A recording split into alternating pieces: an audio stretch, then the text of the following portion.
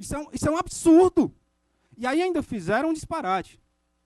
Ainda tentaram fazer de conta que nada estava acontecendo. Quando a gente viu esses primeiros vídeos, essa conduta vedada, que ingressamos com representação, logo eles pegaram e ocultaram todas as postagens. E aí nós pedimos cautelarmente que se eliminasse, que se oficiasse o Facebook, para que apresentasse todos esses materiais e essas mídias. O juiz indeferiu.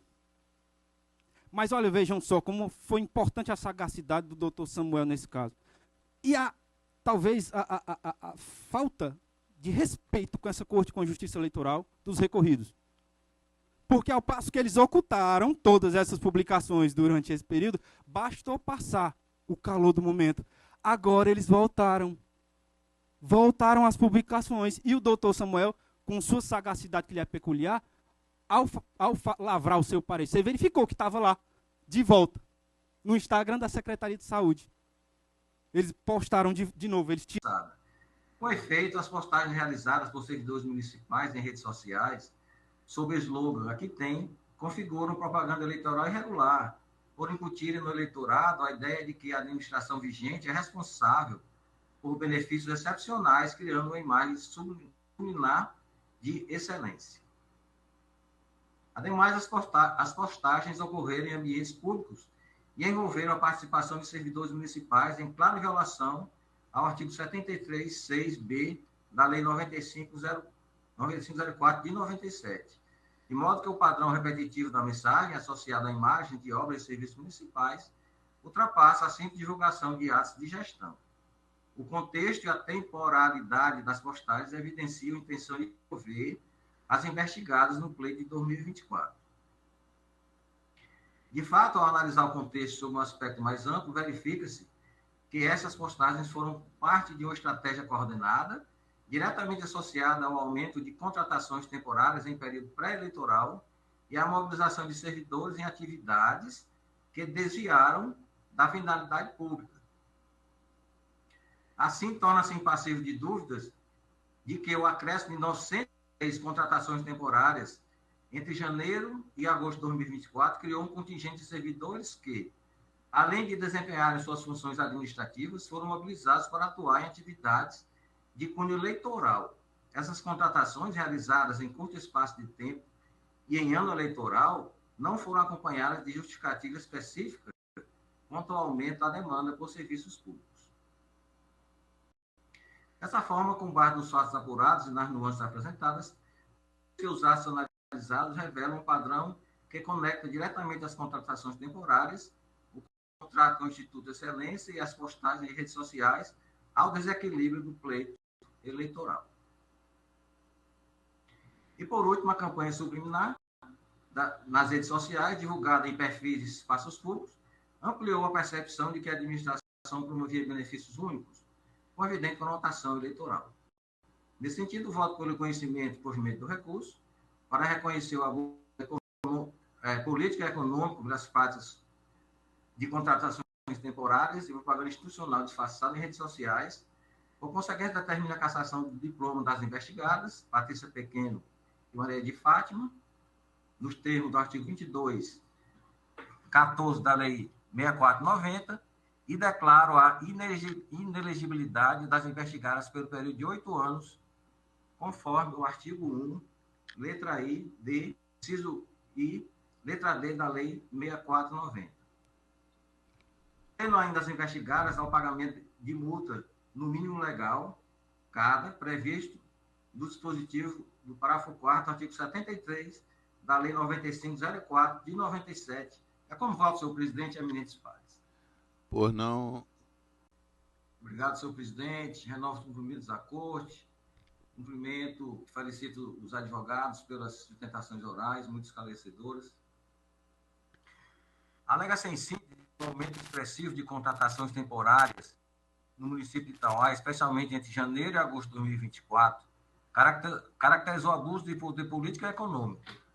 O incremento de 906 servidores temporários em curto período, segundo os recorrentes, seria objetivo eleitoreiro. De fato, a duplicação do número de servidores temporários no intervalo de 8 meses, sem incremento correspondente na demanda de serviços públicos, indica que as contratações transferiram as necessidades administrativas e se alinharam com o período eleitoral, favorecendo a gestão vigente.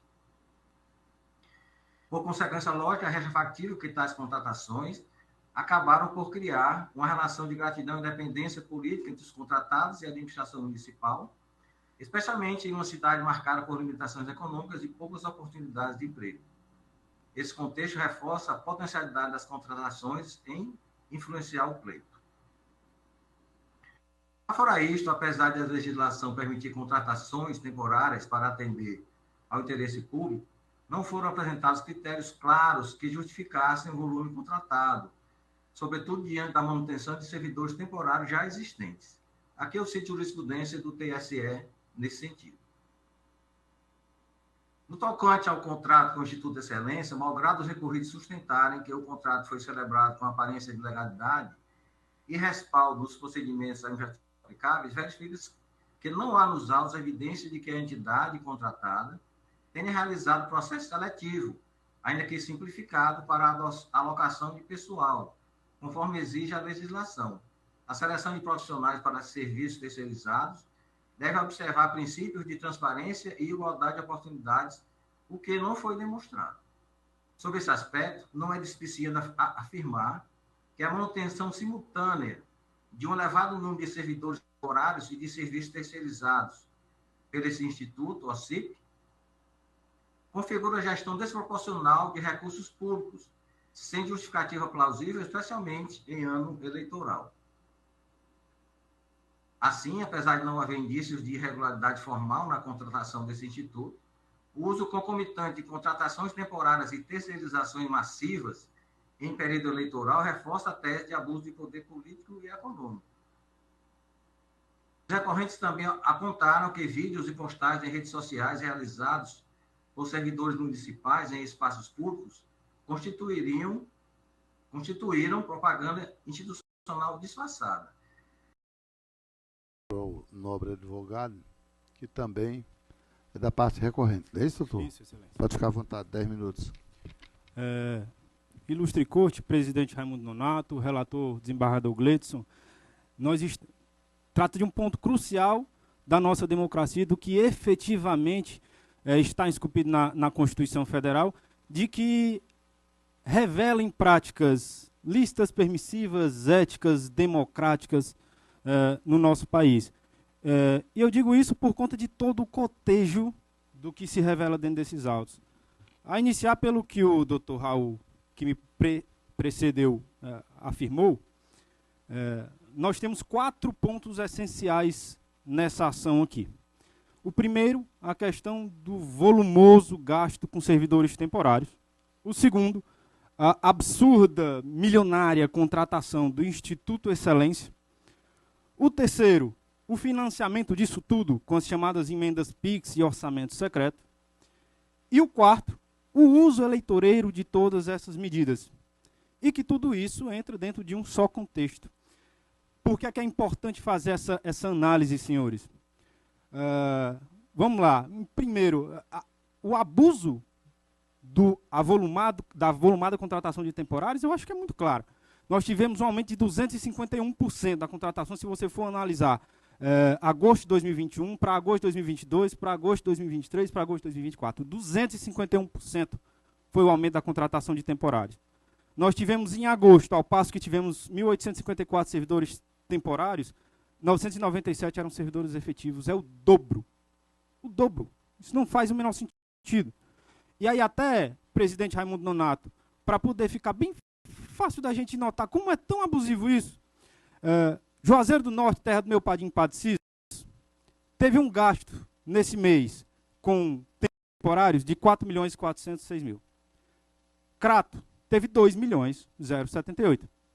Tauá teve 3.043.000. Não basta falar que, obviamente, Tauá é metade do tamanho da cidade do Crato. E que quase chega próximo da terra do meu padrinho. Que tanto temporário é esse que precisa em Tauá? E aí eu vou para além.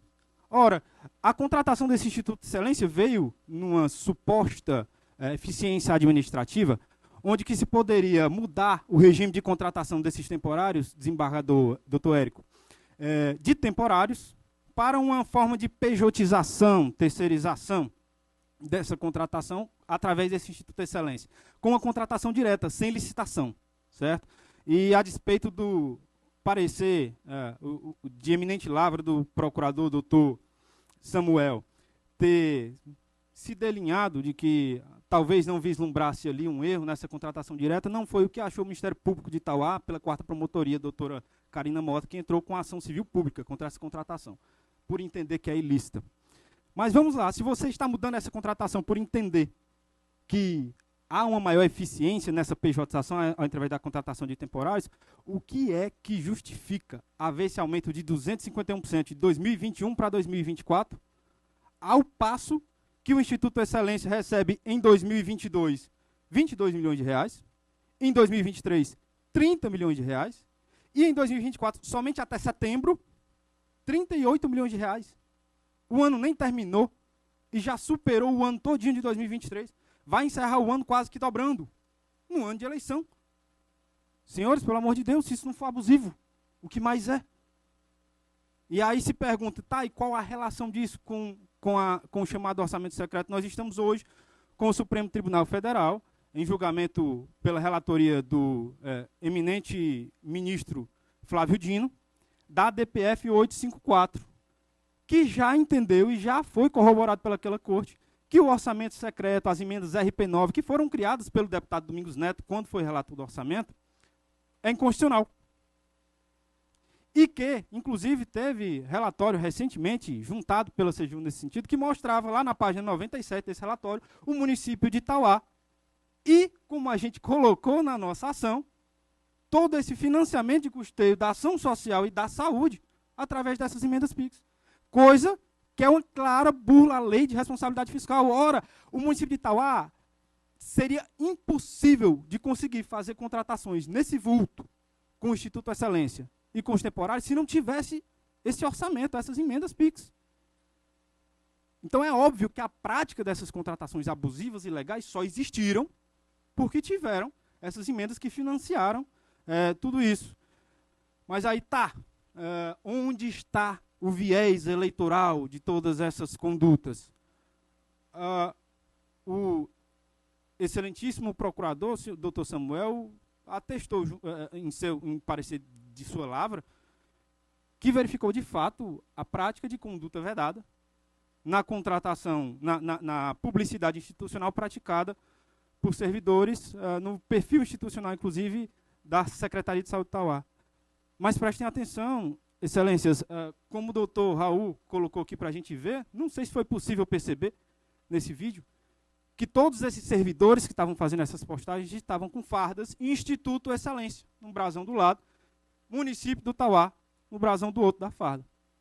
Todos eles, durante o período eleitoral, durante o horário de expediente, dentro de recinto fechado, de local de armazenamento de remédio, durante, em alguns casos, inclusive, consultas médicas e consultas odontológicas, no meio da consulta. Nossa Senhora! Isso é um absurdo. E aí ainda fizeram um disparate. Ainda tentaram fazer de conta que nada estava acontecendo. Quando a gente viu esses primeiros vídeos, essa conduta vedada, que ingressamos com representação, logo eles pegaram e ocultaram todas as postagens. E aí nós pedimos cautelarmente que se eliminasse, que se oficiasse o Facebook, para que apresentasse todos esses materiais e essas mídias. O juiz indeferiu. Mas olha, vejam só como foi importante a sagacidade do doutor Samuel nesse caso. E talvez a falta de respeito com essa Corte com a Justiça Eleitoral dos recorridos. Porque ao passo que eles ocultaram todas essas publicações durante esse período, bastou passar o calor do momento. Agora eles voltaram. Voltaram às publicações. E o doutor Samuel, com sua sagacidade que lhe é peculiar, ao lavrar o seu parecer, verificou que estava lá, de volta, no Instagram da Secretaria de Saúde. Eles postaram de novo, eles tiraram lá dos itens arquivados. Olha que interessante. E está lá agora, a materialidade de novo, de toda a prova dessa conduta vedada, praticada em horário de expediente por servidores contratados pelo Instituto Excelência e temporários, que fazem a propaganda em favor da prefeita. Ah, não, mas a prefeita não sabia. Interessante, como é que ela não sabia e ela estava lá curtindo as postagens, comentando as postagens com palminhas, marcada. Ela estava marcada, a gente acabou de ver aqui um julgamento que falava sobre marcação. Não foi, desembargador Gleidson? Acho que foi o julgamento de relatoria de Vossa Excelência, onde em algumas postagens estavam marcados a pessoa da investigada. Esse é o caso. Nós temos uma prefeita que foi marcada nessas postagens. Marcada, curtindo, comentando. Senhores, peço vênias, mas eu acredito que essa corte precisa se debruçar com cuidado nesses dois processos. E essa corte já vem demonstrando claramente uma preocupação com isso. O desembargador Dr. Wilker, inclusive, em sessão, semana passada, salvo engano, do município de Farias Brito, em processo de vossa relatoria, desembargador,